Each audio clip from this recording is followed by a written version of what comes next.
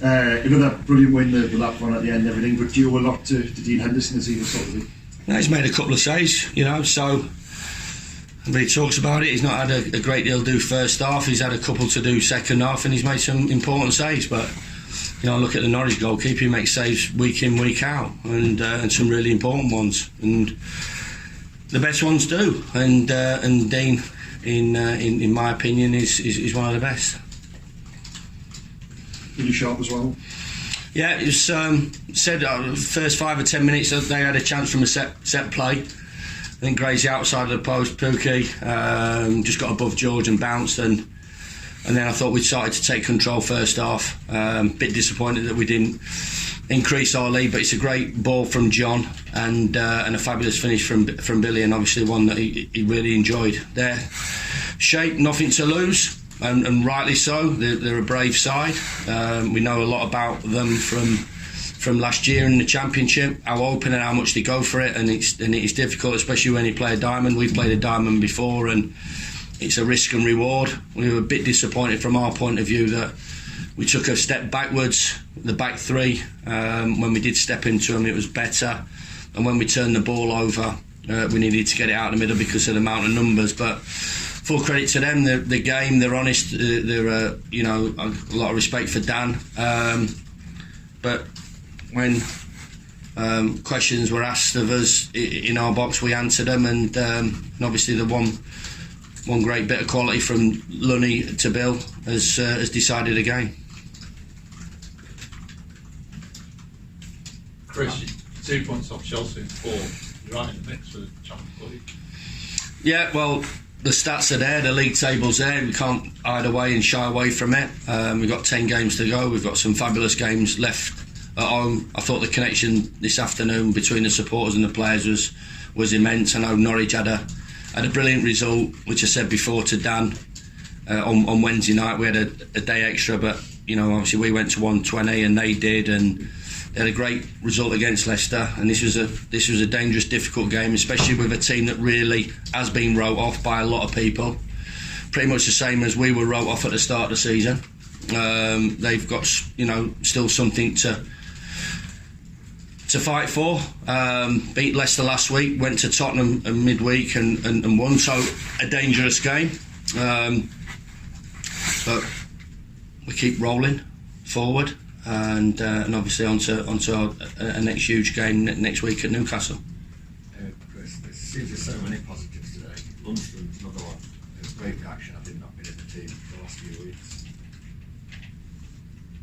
In the starting lineup. Yeah.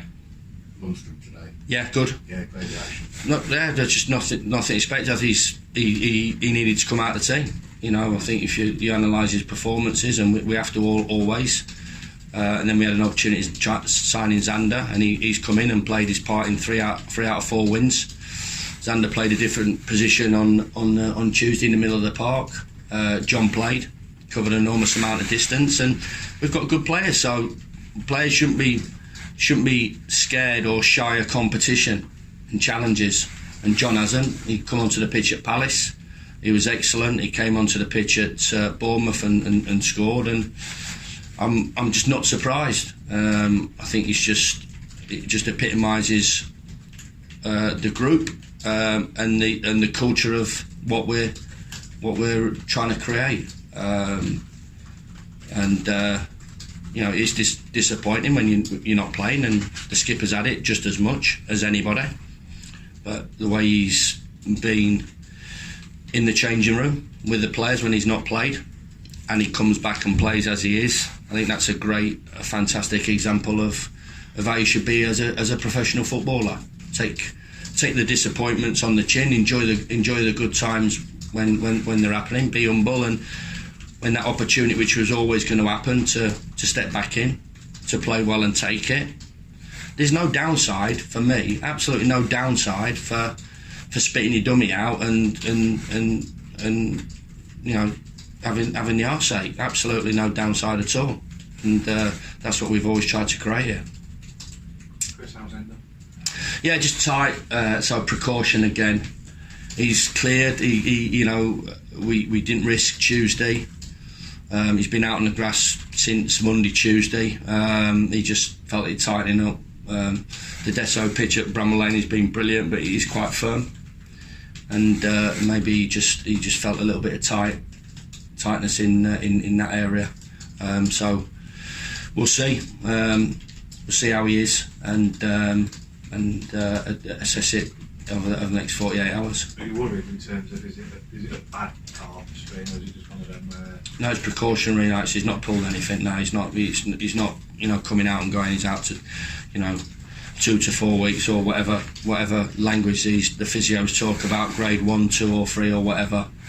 He's just come out and said it's tight, and we'll assess it over the next 48 hours. But I'm sure we talked about it. If he had any issues, that he needed to flag it up, and he did, and it was. And Ozzy came onto the pitch and yet again was really good in a difficult position when he get pinned back. Too excited to see today, because I thought in the first half excellent driving forward, and then in the second half I thought you really managed that half under incredible pressure. Yeah, we did. Yeah, we'd have liked a little bit more possession of the ball, but I've got to say, as I said, you've got to give credit to the opposition. You've got absolutely nothing to lose. You've got talented footballers that are desperate to get a goal back, to win a game of football, to stay in a division. To stay in this division, people, I'm sure, realise how difficult it is to get into the division, and you got everybody fighting for their lives, and